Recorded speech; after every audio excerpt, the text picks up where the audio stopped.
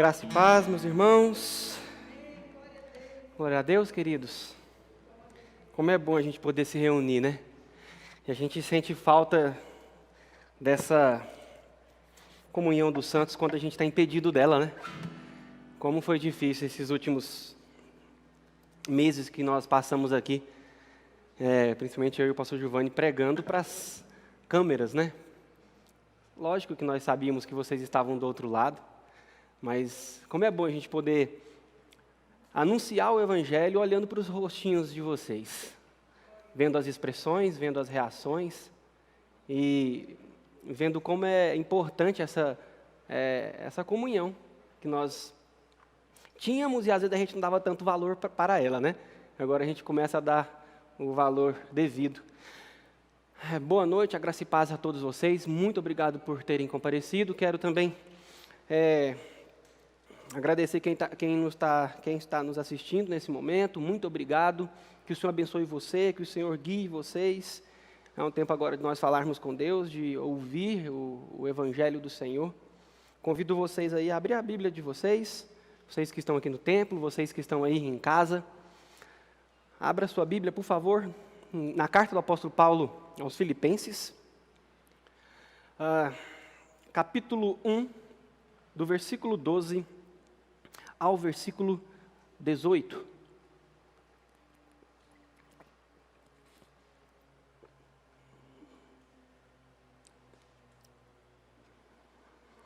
Filipenses, capítulo 1, do versículo 12 ao versículo 18. Todos encontraram? Amém, queridos? Vamos começar a nossa leitura. Diz assim a Sagrada Escritura, amados.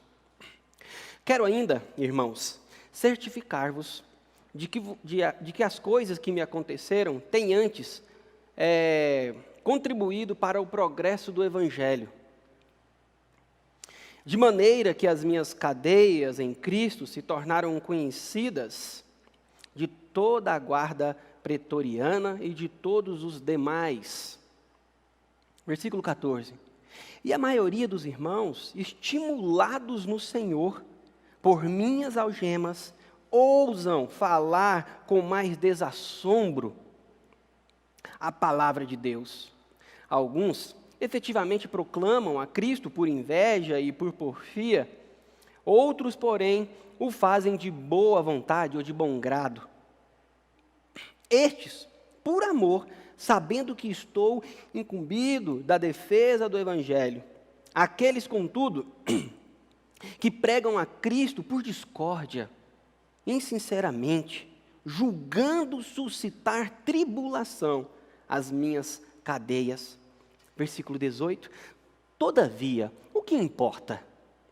Uma vez que Cristo, de qualquer modo, está sendo pregado, quer por pretexto, quer por verdade, também com isto me regozijo, sim, sempre me regozijarei.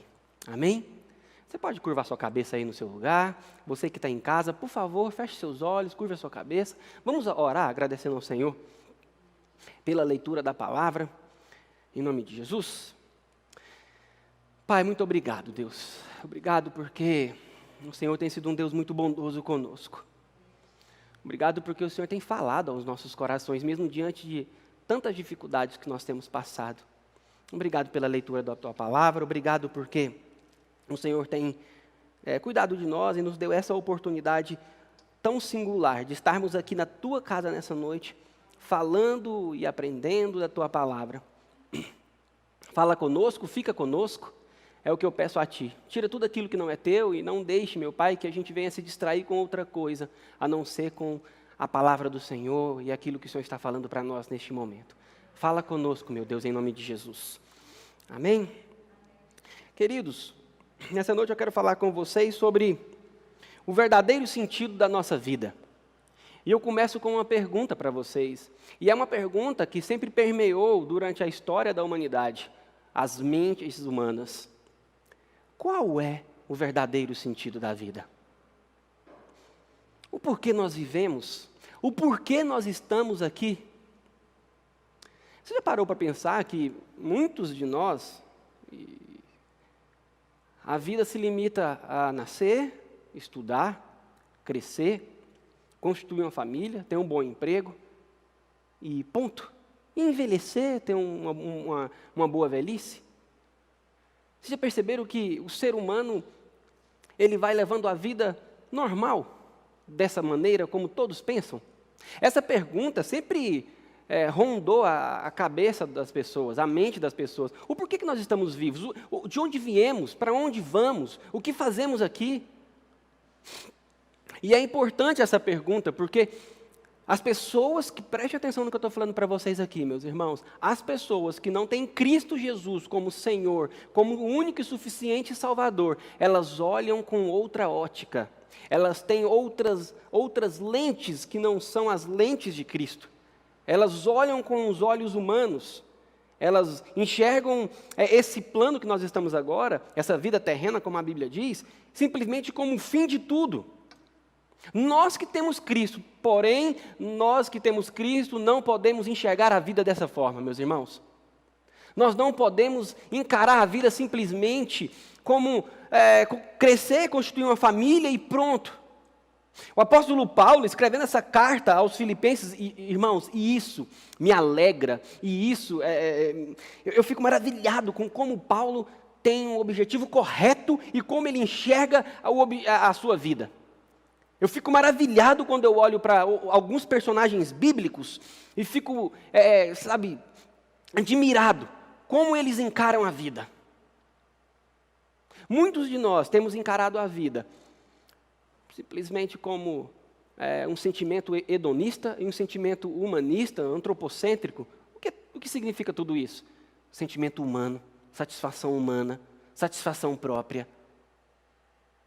O apóstolo Paulo escreve essa carta aos Filipenses, meus irmãos, não num contexto de pandemia como o nosso, mas num contexto de calamidade como o nosso, num contexto complicado como o nosso. O apóstolo Paulo estava preso, meus queridos.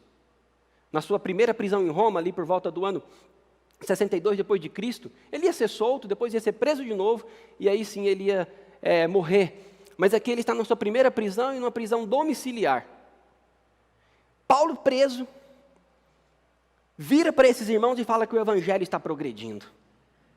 E essa igreja em Filipos também passava por uma severa dificuldade financeira, uma igreja que estava passando uma extrema pobreza, e com muitas divisões dentro da igreja. Mas é interessante como Paulo olha para essa igreja e mostra para eles o porquê eles devem viver. Jesus Cristo, Ele nos chama não simplesmente para viver uma vida de satisfação humana, mas para viver uma vida onde nós glorificamos a Deus com a nossa vida. Diante da pergunta que eu fiz para vocês, eu respondo: qual é o objetivo da vida? O título do sermão, o verdadeiro sentido da vida. Essa pergunta que eu proponho para vocês, para que vocês respondam agora. Qual é o sentido da vida? O apóstolo Paulo nos responde. O sentido da vida é pregar o evangelho, é viver para anunciar as boas novas. Nós não temos outro objetivo, queridos. Emprego, constituir família, ser uma boa pessoa, ter uma vida confortável, tudo isso tem que redundar na glória de Deus, e para que o evangelho seja anunciado. Jesus, na grande comissão, em Mateus 28, ele diz que toda autoridade nos foi dada nos céus e na terra. E ele fala agora para nós: portanto, vão e façam discípulos de todas as nações, batizando-os em nome do Pai, do Filho e do Espírito Santo. Ensine esses novos discípulos, ou seja, esses novos convertidos, a obedecerem a todas as ordens que eu lhe dei. E lembre-se disto: estou com vocês até os confins, até o fim dos tempos.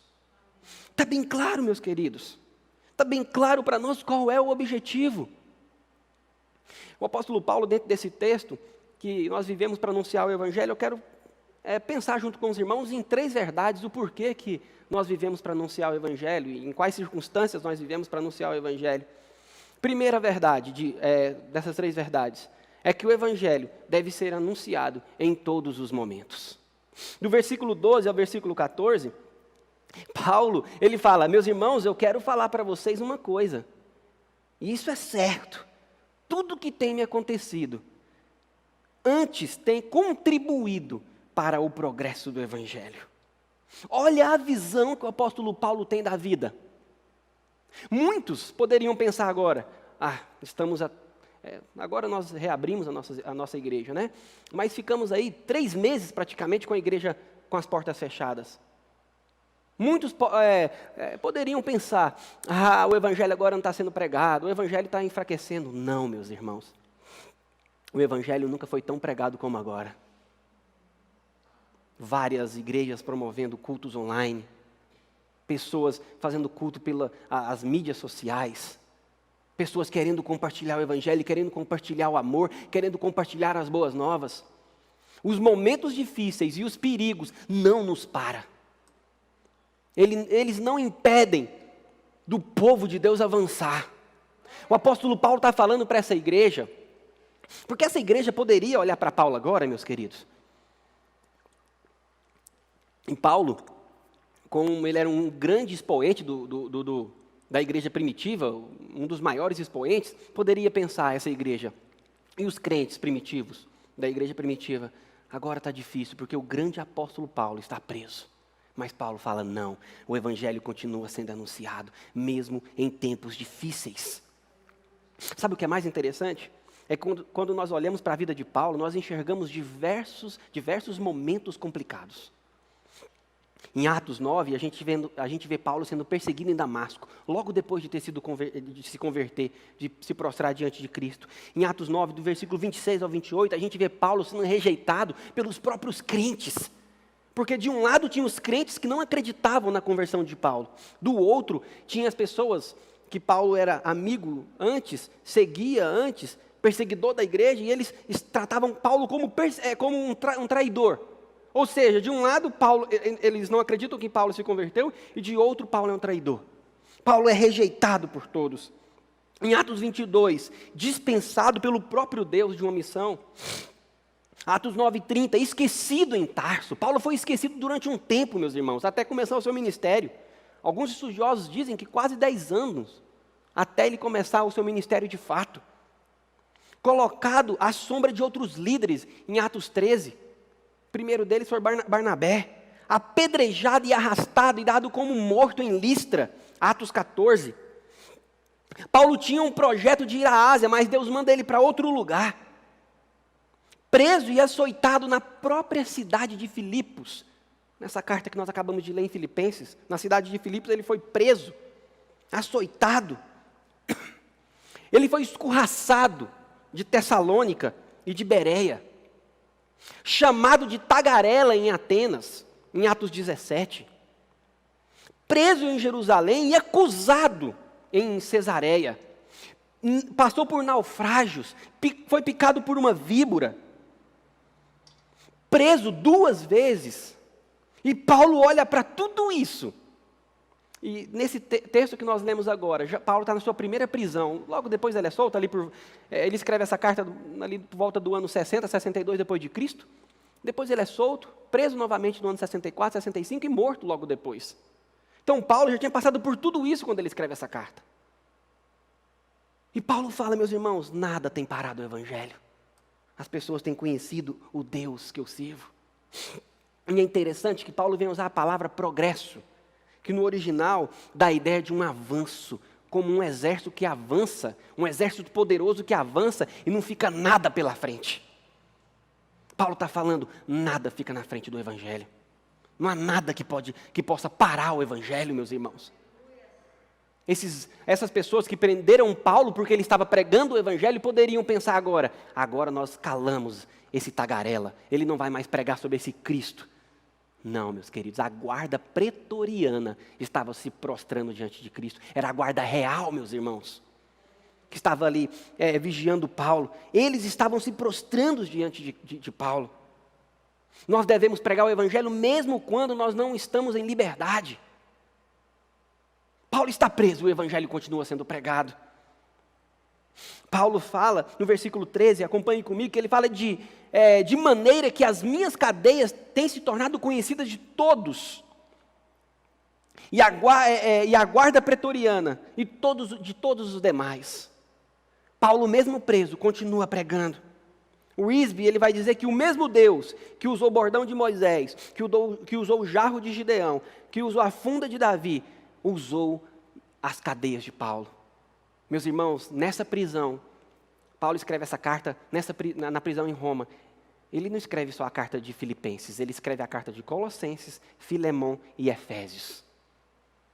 Mesmo preso, Paulo está produzindo e está glorificando a Deus.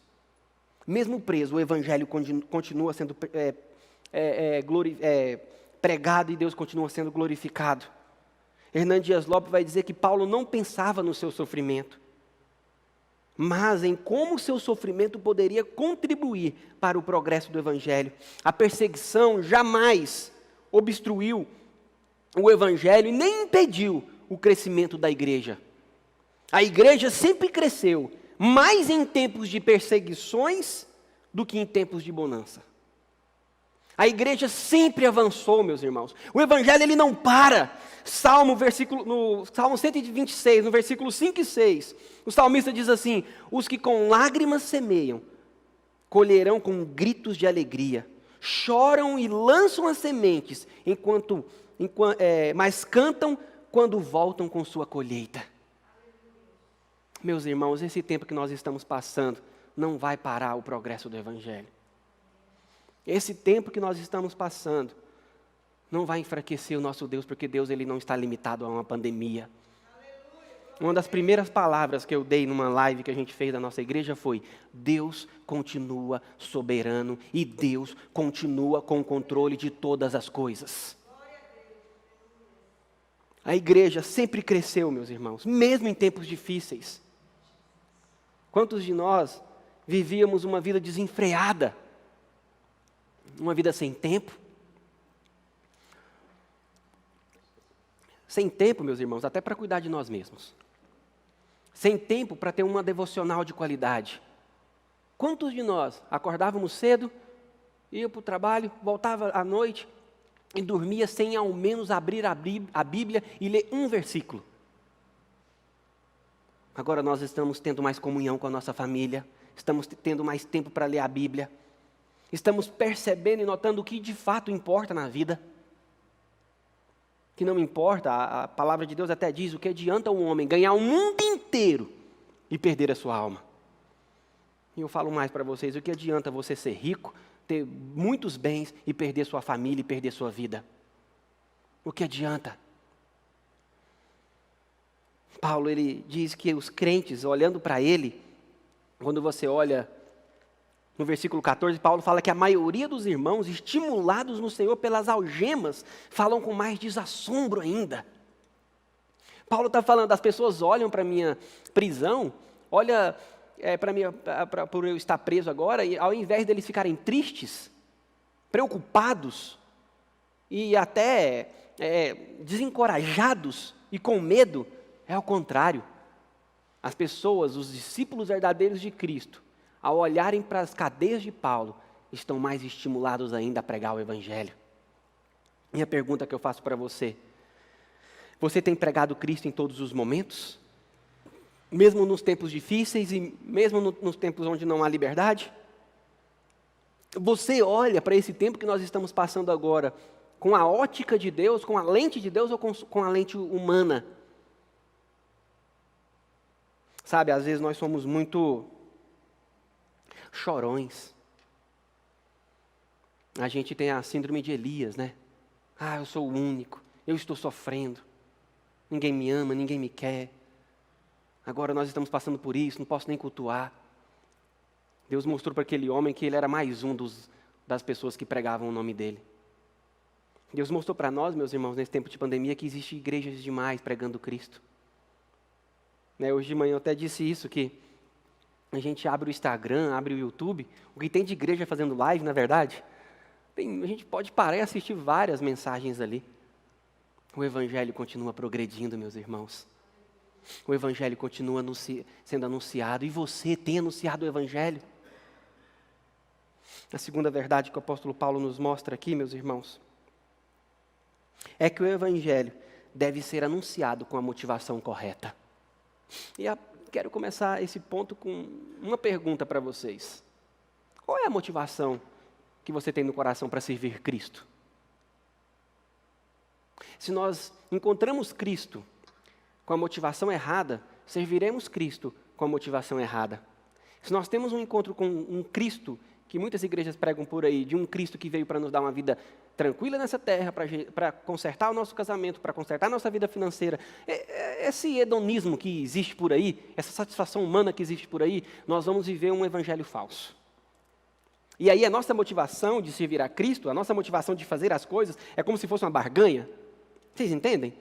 Se eu faço isso, Deus vai ter que me dar isso. Se eu dou isso, Deus me dá outra coisa em troca. E Paulo fala no versículo 15 ao versículo 18, versículo 17, olha só o que Paulo fala. Alguns efetivamente proclamam a Cristo por inveja, por porfia. Outros, porém, o fazem de boa vontade. Chama atenção esse versículo. Antes Paulo estava falando das pessoas que pregam Cristo de forma com ousadia. Paulo estava falando do progresso do Evangelho. Paulo estava falando que as pessoas estavam pregando Cristo de forma ousada, mesmo diante desse cenário terrível. Mas agora Paulo muda, falando que pessoas têm pregado Cristo por inveja, por porfia, por rivalidade. Paulo está falando que tem pessoas que pregam a Cristo para que Ele apareça e não Cristo. Como se relaciona o versículo 14 e o versículo 15 aqui? É exatamente isso que Paulo está querendo dizer, meus irmãos. E aí é importante frisar isso. Em Gálatas, em Filipenses, em 2 Coríntios, no capítulo 11, em Gálatas 1, 6, na própria carta de Filipenses, mas lá no capítulo 3, do versículo 2 ao versículo 18, na carta aos Romanos, na carta para Timóteo, Paulo combate a heresia. Paulo fala, se alguém está pregando heresia, nós devemos combater. Se alguém prega um evangelho, Paulo chega a dizer isso para a igreja em Gálatas.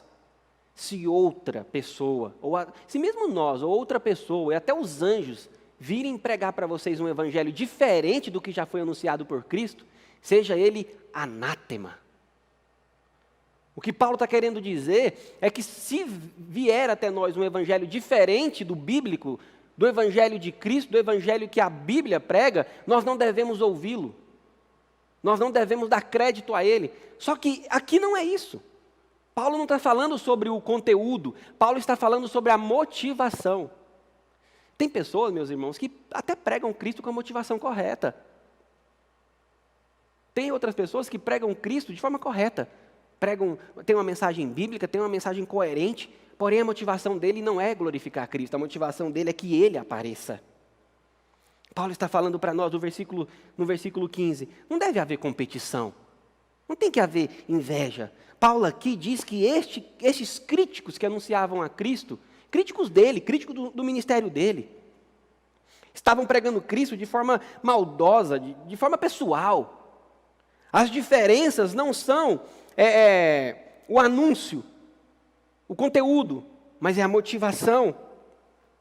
Hernán Dias Lopes ele vai dizer que Paulo precisa comentar, tristemente, que nem todos estão com a motivação correta. E não condena a substância da pregação, mas sim a motivação dos seus críticos. Paulo cita dois problemas que vai causar essa competição nas pessoas. A primeira é a inveja, é ciúme. As pessoas gostam mais daquela pregação, daquele pastor, então eu tenho que pregar melhor do que ele. Aquele pastor estuda muito e ele faz isso, então eu tenho que fazer melhor do que ele. Não existe essa competição, meus irmãos. Não existe isso. Desde que igreja A, pastor A, igreja B ou pastor B não pregue heresia, eu não tenho que me preocupar. Se ele está tendo se tem uma mensagem bíblica, uma mensagem coerente com a Bíblia, por que eu vou ter inveja e rivalidade com ele? Por que aquela igreja cresce, a minha não cresce? A minha também tem que crescer, vou copiá-lo. O Wisby diz que a inveja intromete entre os pregadores do Evangelho. Com quanta profundidade ela está arraigada em nosso coração, mais profundamente do que muitos pecados rudes. Nem mesmo uma conversão autêntica pode tirar isso do nosso coração. Nós somos, às vezes, bichinho da inveja e do ciúme toma conta de nós, não é verdade? A gente quer que os louros venham para nós. Ah, mas que isso? Foi eu que fiz, por que aquela pessoa vai ganhar os créditos? A gente começa a competir. Meus irmãos, olhem aqui para mim. Não existe competição no reino. Sabe por quê? Já existe o vencedor, e o vencedor é Cristo. Já existe o dono da glória, e o dono da glória é Cristo. Não é pastor Tiago, não é pastor Giovanni, não é pastor qualquer. Nós não temos glória para homem. Sempre quando alguém chega em mim falando, que boa essa mensagem, não sei o quê, eu, glória a Deus. Porque eu sem Deus não sou nada. Eu não tenho capacidade de pastorear ninguém por mim mesmo. É João 15, meus irmãos. Sem Cristo nós não podemos fazer nada. Porque Ele é a videira e nós somos somente os ramos. Não existe seiva, não existe vida própria em nós. A seiva, ela vem de Cristo, a vida, ela vem de Cristo. Paulo vai usar outra palavra interessante, que é porfia, que no original é eres, que dá a ideia para nós de contenda, discórdia, dissensão. O apóstolo Paulo usou essa palavra para descrever os partidos que existiam na igreja em Corinto, lá em 1 Coríntios, no capítulo 3. Quando Paulo fala que a igreja estava dividida entre os que eram do apóstolo Paulo, os que eram do apóstolo Pedro, os que eram de Apolo e os que eram de Cristo. E a igreja começou a competir entre eles ali, para ver quem era melhor, quem era mais santo. Vocês já perceberam que, às vezes a gente cai nessa de querer ser mais santo que o irmão? Nossa, o irmão ele tem mais intimidade com Deus do que eu. Por quê? O que ele faz o que eu não faço? A gente começa a competir. Não existe competição no reino. O Werner Neuborn, comentando esse texto, ele vai dizer que da inveja brota os prazeres mais maliciosos que existem no homem. No fundo, as pessoas se alegram pelo fato de Paulo ter sido neutralizado pela transferência para a prisão. Elas pensam que nessa situação, Paulo já não é mais alguém que possa atrapalhar. Quando Paulo está falando que tem alguns, se você olhar no versículo 16, Paulo vai falar, estes por amor, sabendo que estou incumbido da defesa do Evangelho. No versículo 17 ele fala, aqueles, contudo, pregam a Cristo por discórdias, insinceramente, julgando tribulações as minhas cadeias. É como se aqueles críticos de Paulo falassem agora, agora Paulo está preso, agora ele não vai aparecer mais, quem vai aparecer sou eu. Agora eu mando aqui no pedaço. Não existe isso no reino, meus irmãos. Não existe essa competição no reino. Não existe glória para o homem. Hernandes Lopes ele vai falar algo interessante desses versículos, que ele vai falar assim, em vez de perguntarem, você já aceitou a Cristo? Eles perguntavam, de que lado você está? Do nosso ou de Paulo? Meus irmãos, vocês não devem vir à igreja porque eu estou aqui, porque o pastor Giovanni está aqui ou porque outra pessoa está aqui. Nós não ficamos na igreja porque, eu já ouvi muito isso, não aqui na nossa igreja, graças a Deus não ouvi isso aqui, mas eu já ouvi em outros lugares. Enquanto tal pastor estiver na igreja, eu estou lá, ele saiu, eu saio. Pera, a gente serve a homens? A gente serve a homens ou a Deus?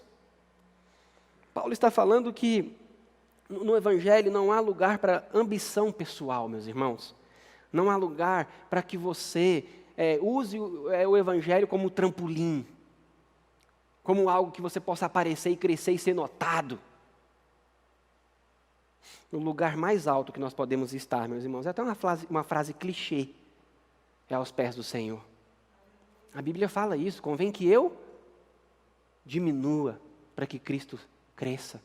João Batista, quando ele viu Cristo, ele falou, eu não sou digno nem de desatar suas sandálias. Não é sobre, até disse, eu gosto de falar muito isso, os irmãos já devem ter escutado. A história não é sobre o homem. Nos livros de história nós deveríamos mudar. Não é a história da humanidade, é a história de um Deus triuno, soberano. A história não é sobre o homem, mas a história é sobre Deus. Eu e você não vivemos para nós mesmos, mas nós vivemos para Deus. Nós vivemos para pregar o Evangelho. Não importa se é a Grace que vai pregar, se sou eu, se é a Laiane, se é você que está em casa, se é outro pastor. O importante é que a mensagem seja pregada da forma correta e alcance os corações e as pessoas se prostrem diante de Cristo. E como Isaías vai dizer, e o apóstolo Paulo até usa isso na própria carta de Filipenses, em Filipenses 2, a partir do versículo 5, onde todo joelho vai se dobrar e toda língua vai confessar que Jesus Cristo é o Senhor dos senhores.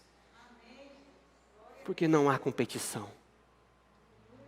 Não há divisão, meus irmãos. Nós temos vivido dias tão difíceis no nosso país. Eu não quero comentar sobre política, não é isso. Mas em outros lugares a gente vê pessoas unidas lutando contra essa pandemia. Aqui no Brasil nós estamos vendo pessoas divididas por outras coisas que não são tão importantes. E pior, usam a palavra e o evangelho como pretexto. Usam a palavra e o evangelho como pretexto para fazerem o que estão fazendo. Vivemos uma polaridade no nosso país. Ou você é dessa linha ou você é dessa linha. E aí brigam entre si. É interessante que o próprio apóstolo Paulo, ele vai falar em uma das suas mutualidades, tomem cuidado para que vocês não devorem uns aos outros. Não há competição, meus irmãos. Em 1 Coríntios, no capítulo 10, no versículo 31, o apóstolo Paulo vai dizer, portanto, quer vocês comais e quer vocês bebam, quer façam qualquer outra coisa, faça para a honra e para a glória de Deus. Amém. Meus irmãos, eu sei que está difícil esse tempo que nós estamos passando. Mas quando nós cuidamos das coisas de Deus, e quando nós cuidamos daquilo que Deus colocou nas nossas mãos, que é a pregação do Evangelho, Deus cuida de nós. Deus não deixa que nós venhamos a padecer. Deus não deixa. Deus não permite. Deus, Ele não deixa isso. O Evangelho precisa ser anunciado, meus irmãos. Você precisa entender isso. O Evangelho, ele precisa ser anunciado. Sem competição. A terceira verdade que o apóstolo Paulo vai nos mostrar aqui no texto, meus irmãos, é que o Evangelho deve ser anunciado colocando Jesus no centro. Sabe o que me deixa preocupado às vezes? É que tem pessoas que chegam até Cristo porque a mensagem que foi pregada para ela foi: vem para Cristo que o teu casamento vai consertar. Vem para Cristo que você vai ser liberto do vício. Vem para Cristo que você vai ter uma vida financeira melhor. Nós não temos que ir para Cristo por esses objetivos. A palavra de Deus é clara. O evangelismo, ele é claro. Os pilares da evangelização são claros. Nós somos pecadores e carecemos da graça de Deus. Romanos 3:23. Porque todos pecaram e carecem de Deus. Nós chegamos até Cristo porque nós não temos condições de pagar a nossa dívida, que era grande demais. Nós não temos condições, porque Efésios no capítulo 2 vai falar que nós estávamos mortos em nossos delitos e nossos pecados. Uma pessoa morta não tem condição de fazer nada. Nós temos que ir até Cristo, porque sem Cristo nós vamos para o inferno. Com Cristo nós vamos morar com Ele na morada celestial. Quando nós nos prostramos diante de Cristo, conhecendo quem nós somos, reconhecendo quem nós somos, reconhecendo quem Ele é, tudo na nossa vida muda. Porque a palavra de Deus diz, não como alguns usam por aí, conhecereis a verdade e a verdade vos libertará. Quem é a verdade, meus irmãos? Jesus Cristo. Quando nós encontramos Cristo, nós somos transformados. A nossa mente é transformada, como diz Romanos 12, 1 e 2. A nossa visão de mundo é transformada. E por último, as nossas ações são transformadas. Com isso, vamos enxergar e encarar o nosso casamento de uma forma diferente. Vamos enxergar a nossa vida de uma forma diferente, as nossas finanças de uma forma diferente, e levaremos uma vida saudável, porque nós entendemos agora que a nossa vida tem que glorificar a Deus. Amém. E uma vez que encontramos Cristo, tudo na nossa vida muda. O apóstolo Paulo, no versículo 18, quando ele mostra que Cristo é o centro, ele começa com uma indagação. O que importa? Não importa se é o Tiago que vai aparecer, se é você que vai aparecer, o importante é que Cristo esteja no mais alto dos lugares, meus irmãos. O importante é que Cristo seja anunciado. Paulo começa com a pergunta e ele responde essa pergunta.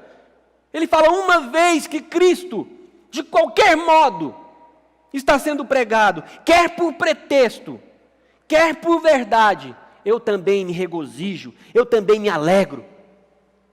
Paulo está falando: não importa se o meu nome está sendo conhecido pelas pessoas, não importa se eu estou sendo colocado em um pedestal, eu não quero isso, eu não quero ser conhecido, o que eu quero é que Cristo apareça em mim. Meus irmãos, o que tem que aparecer não sou eu e nem você, mas é Cristo através de nós, Cristo em mim, a esperança da glória. Paulo mostra que o homem não é o centro do universo, que o homem não é o centro da história, que o homem não é o centro da igreja, que o homem não é o centro da Bíblia, mas o centro da Bíblia é Jesus Cristo de Nazaré. É interessante porque muitas pessoas têm uma visão totalmente contrária e errônea de Cristo. Paulo ele está preocupado aqui, e não em ter uma vida feliz e uma vida tranquila, mas o que ele está preocupado é que a carreira que Deus colocou na mão dele fosse completada, fosse concluída. Sabe, meus irmãos, uma das coisas que eu mais oro a Deus é que eu chegue no final da minha vida, porque pode ser amanhã, pode ser até hoje, é que eu chegue e olhe e fale: Deus, eu combati um bom combate, eu completei a carreira, aquilo que o Senhor propôs para mim, eu fiz. Essa é a minha oração, e essa deve ser a nossa oração. John Stott ele vai dizer que Paulo entende aqui que Cristo é o centro de tudo. Hoje nós estamos intoxicados com muita estrutura denominacional, com muita estrutura humana. Eu vejo por aí pessoas brigando muito mais pela sua denominação do que por Cristo, pregando bandeira e não pregando Cristo. Gálatas, no capítulo 2, no versículo 20, o apóstolo Paulo vai dizer: fui crucificado com Cristo. Assim, já não sou eu quem vive, mas Cristo vive em mim. Portanto, vivo neste corpo terreno, pela fé no Filho de Deus, que me amou e se entregou por mim. O Evangelho não tem lugar para satisfação humana. É tão lindo quando Paulo está falando. O importante é que Cristo está sendo pregado de qualquer modo. E nisso eu me alegro. Sabe, meus irmãos, eu fico tão preocupado quando eu vejo tanta confusão e discussão e contendas dentro do reino. Eu já falei isso aqui na igreja. Quando eu vejo problemas, e quando eu vejo discussões, quando eu vejo contendas entre pessoas que não conhecem a Cristo, nós esperamos isso, não é verdade? Pessoas não conhecem a Cristo, lutam pelos seus próprios interesses. Porém, nós que conhecemos a Cristo, nós não lutamos pelos nossos próprios interesses, mas nós lutamos para glorificar a Deus e para abençoar os nossos irmãos. Jesus ele faz uma síntese dos 10 mandamentos, que corresponde aos 10 mandamentos. Amar a Deus sobre todas as coisas e o teu próximo como a ti mesmo. Ou seja, a nossa vida é para amar a Deus, glorificar a Deus, pregar a Deus, e a nossa vida é para amar o nosso próximo e ajudar o nosso próximo. Eu até costumo dizer que o Evangelho ele é uma contramão, né? A sociedade diz que eu não posso aceitar ser humilhado pelos outros, que eu não posso aceitar que alguém me bata, que eu não posso aceitar isso, que eu não posso aceitar aquilo, que eu não posso fazer isso. Enquanto a Bíblia fala, se alguém pede para você andar 1 milha, ande 2. Se você tem uma túnica, dê 2 túnicas, dê outra para o seu irmão. Se alguém te bata de um lado da face, dê a outra. Ajude, faça. Olhe para o outro, olhe para o próximo. A Bíblia ela mostra isso para nós. Hernán Dias Lopes ele vai dizer que Paulo não está preocupado com o seu reino pessoal. E Paulo não está construindo um reino pessoal. Paulo não quer construir um reino para ele mesmo. Ele não está lutando para exaltar o seu nome. Ele não está lutando para que o seu nome seja lembrado pela eternidade. Mas ele está lutando para que pessoas conheçam e reconheçam o nome de Cristo Jesus como Messias. William Barclay vai dizer que Paulo não alimentava ciúmes e nem ressentimentos pessoais. Paulo não alimentava competição com o outro. Paulo não queria ser melhor do que ninguém.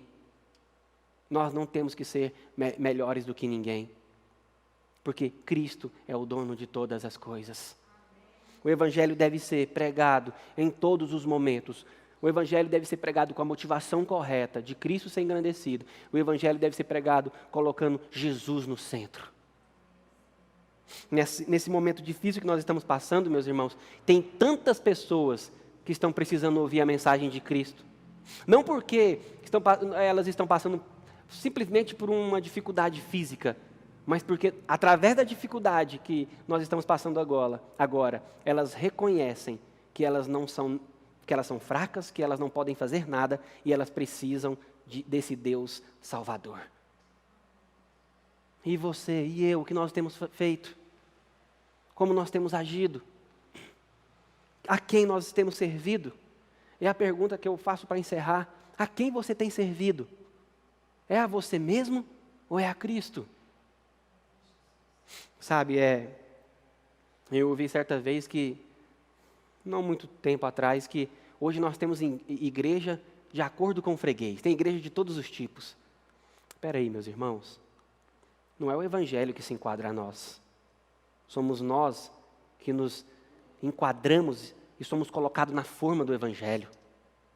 A gente não tem que fazer igreja para atrair pessoas. Não, a gente tem que fazer isso, fazer aquilo, porque atrai as pessoas. Não, o Evangelho ele é suficiente para atrair as pessoas.